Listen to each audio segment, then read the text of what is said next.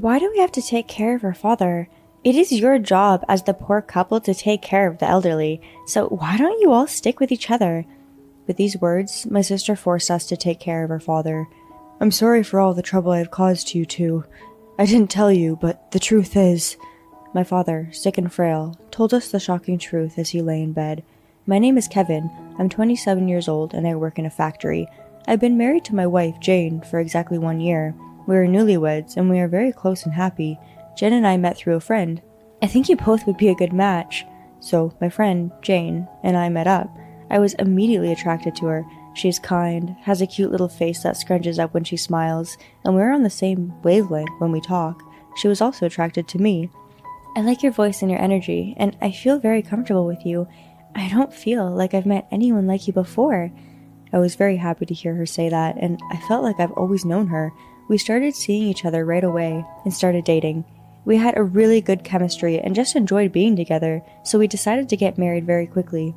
We got married just 1 month after we started dating. I am sure that it is very fast in general, but for us, it was more than enough time. She and I have the same taste in food, and she does her share of the housework. She has lived alone for a long time, so she can cook and clean well. So, I am living a stress-free life. I work hard at a factory. I'm a very good cook, probably because I am very good with my hands, and she loves my cooking very much. Because we get along very well, my wife and I were living very peacefully and happy days. As we were having a good time like that, the months went by quickly, and soon, a year had passed since we got married. I thought that Jane and I would continue to get along well and spend happy days together, but something unexpected happened. However, something unexpected happened. My father collapsed. He is now 70 years old, and it seems that his body has been worn out from all the physical work he has done since he was a young man. He is now in need of nursing care, and we have decided to discuss with my in-laws how to take care of my father. However, it is really a talk among the four of us. My wife and I, and my sister Leah and her husband. My mother had already passed away several years ago, so it was necessary for us, the children, to discuss about our father, who lives alone at home. However, I was not very keen on this discussion, because I was not very fond of my sister. She is 32 years old, 5 years older than me, and she made fun of me and Jane every time we met. I wonder how she could be so fond of marrying my brother who works in a factory. But when I heard that she was a lowly office worker, I understood. She is so different from me. I'm a college graduate and an office worker, and Jane is a college graduate as well, but you two are, how should I put it, are a couple of the lowest class. Loser is a good word to describe you. My sister made such a comment when Jane and I were meeting each other's parents.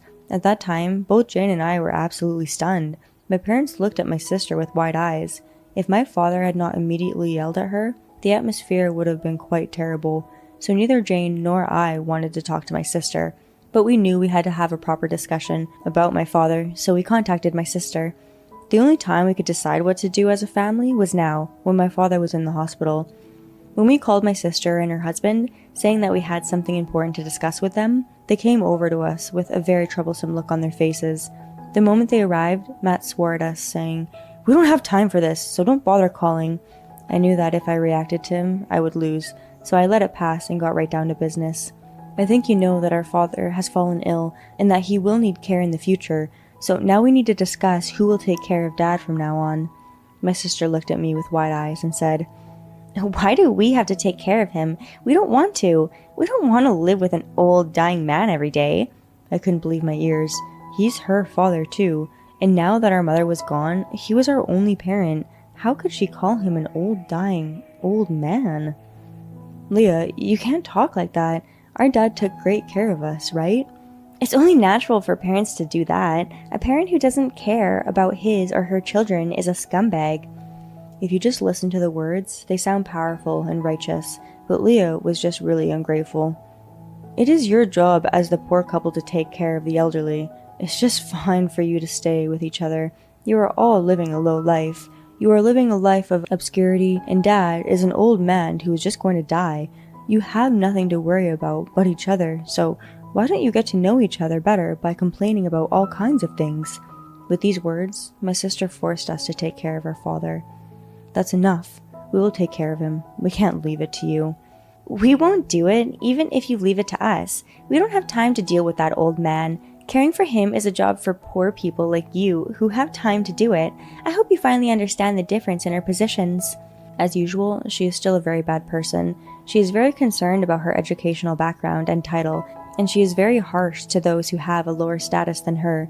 Jane, too, was disgusted by my sister's comments. "I already understand. You disliked our father so much, didn't you?" "Of course I did. He had a lowly job and was a very poor father." "So, what if civil servants have a modest job?" "It's dull for me. I'm in the planning and development department of our company, and every day I'm trying to come up with new ideas and plans. For a creative person like me, Dad's job is boring, just like you guys who work in a factory and have an office job." Leah always seems to have to end the conversation by cursing us. Leah's husband is like a dog, just smirking and nodding at her comments. We finally just let Leah's bad words slide and ended the discussion. Later that day, we went to Dad and reported that we would be moving in with him and taking care of him. He was very apologetic about the trouble he was causing. "I'm so sorry. You both just got married, too." Dad apologized saying that, but neither I nor Jane cared about that. He was a very kind man, so I had no qualms about moving in with him. "Oh, Dad, don't worry about that." "Yes, we talked it over and decided to move in with you." "Thank you both so much." Thus, we moved into my parents' house and started living together with Dad. I said I would cut my hours at the factory and focus on caring for him. Jane took care of the housework, and the rest of the caregiving was done with a good balance of support from both of us. Dad was very happy to be living with us because he had been alone since my mother passed away. "I'm very happy to be able to share a meal with you like this. Thank you so much, you two." Dad is a very kind and disciplined person. He always expresses his gratitude to us in this way, so it was no hardship for me and Jane to take care of him. However, contrary to her thoughts and feelings, his health got worse and worse. One day, we took him to the hospital because he was having a hard time, and the doctor made an unexpected comment. "It seems your father has cancer." "What?" It was so sudden for us. We had worked so hard to take care of him, but we had no idea that he had cancer. We were hoping that Dad would have surgery if possible. If it would prolong his life, we wanted him to have it done. But then Leah and her husband intervened. When we explained Dad's condition, Leah, of all people, insisted that he should not undergo the surgery. When I asked her why, she replied, "Because if we pay for the surgery, our inheritance will be reduced.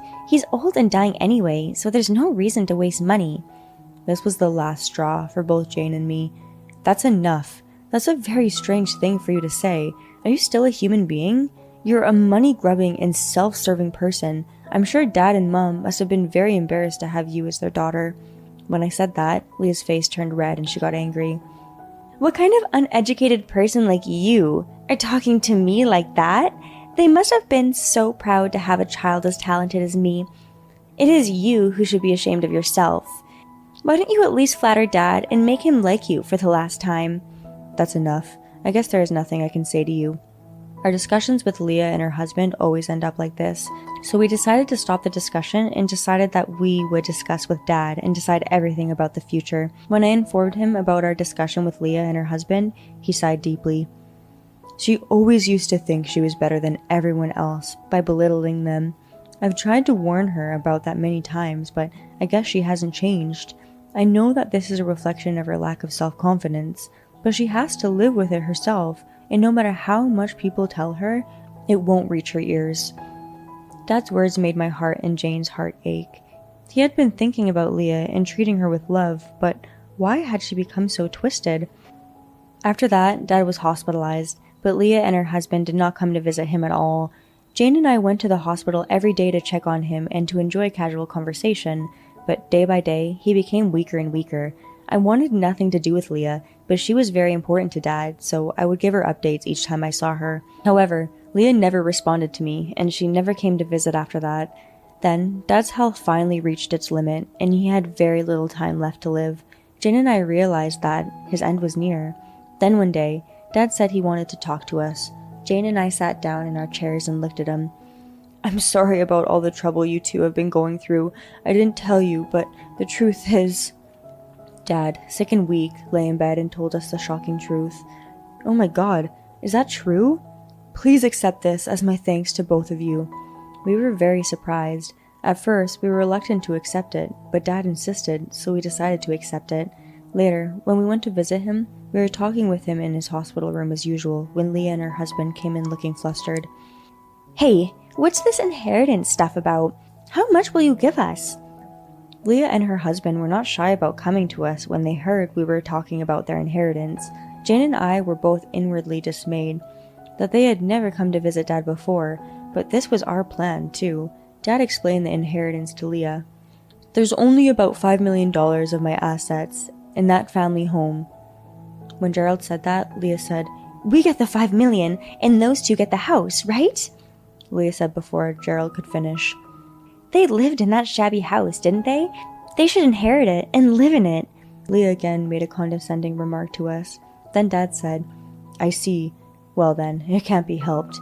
Even though that house is old, it's in a pretty good location, and according to the appraisal, it's going to sell for over $15 million. Leah and her husband's eyes widened at those words. "You should have told us that kind of thing quickly. We'll inherit the house. We'll give you $5 million. You have no problem with that, do you?" Leah glared at us. I sighed and said, "I don't need it. Do what you want," I replied coldly. Leah and her husband started grinning. "Let's buy a luxury car with the money from the sale of the house." They were talking about something like that. How inappropriate for Dad to hear, who was not even dead yet. After the discussion about the inheritance, Leah and her husband quickly left.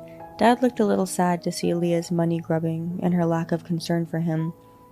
Gerald said, "I'm lucky to have you both, aren't I? Thank you so much." Dad told us with a carefree smile. A week later, he passed away. Jane and I were saddened, but we did everything together from the arrangements and preparations for the funeral. Leah and her husband did not help us, but only attended the ceremony. After the ceremony, they came to us and told us that the house was theirs, and that we should leave as soon as possible. When a person's character is this twisted, nothing you say can change it. I feel sorry for any psychiatrist who will have to deal with this. After that, Jane and I finished sorting out Dad's belongings, packed up our own, and moved out of the house. After we had moved and unpacked, Leah called Jane and said, "Hey, what's going on? I put the house on the market and it's not even worth $100,000. Leah sounded very upset. I calmly replied, "Oh, I see," I said. "What the heck? I took it because Dad said it would sell for over $15 million. This is impossible." I put her on speakerphone, but she was shouting so loud that it turned out I didn't need it. "Well, that can't be helped, huh? Dad just accidentally made a mistake. It was you who insisted on inheriting the house, so it's your own fault. Why don't you just move into the house?" "I'm not going to live in this shabby house." "Then you'll have to sell it for $100,000. "I don't agree with you. You should share the $5 million you inherited with us." "What are you talking about now? Leah, have you forgotten? We signed a memorandum of understanding that neither of us can demand any share of what we inherited later. So whatever we got from Dad will never belong to you." "How could this happen?" The junior manager was ranting over the phone, but I really think it's a good thing. I had nothing more to say, so I quietly hung up and blocked Leah's number. By the way, it was not only $5 million that we received from Dad. In fact, he told us in his hospital room that the inheritance was more than $50 million. However, considering the residual portion of the estate, a large sum of money would be given to Leah, who had treated him so poorly. So, Dad suggested that he purchase the condo and put it in my name. Jane and I said no way, but he insisted that we take it as a token of his appreciation, so we agreed to take a room in the condo from him. He immediately purchased the $50 million condo unit in one lump sum and put it in my name. I didn't tell Leah about that, so she would not know. So she and her husband inherited only the family home.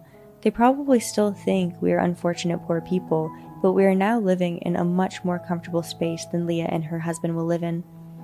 By the way, Leah thought that I was just a factory worker, but I am good with my hands and I like working in a factory, and I also make and sell my own leather bags and other products.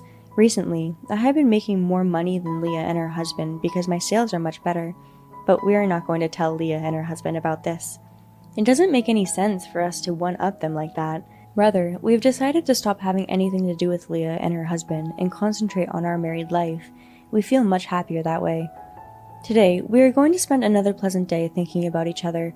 The less confident people are, the more they try to preserve their self-esteem by comparing themselves to those around them and beating up those they think are lower than them. But I think that such people are the ones who never succeed. I think that because Kevin and Jane are not bound by such things, they are led to good fortune and success. I hope they will continue to live happily as a close couple. Thank you for watching. How did you like today's story? Please subscribe to our channel. See you in the next story.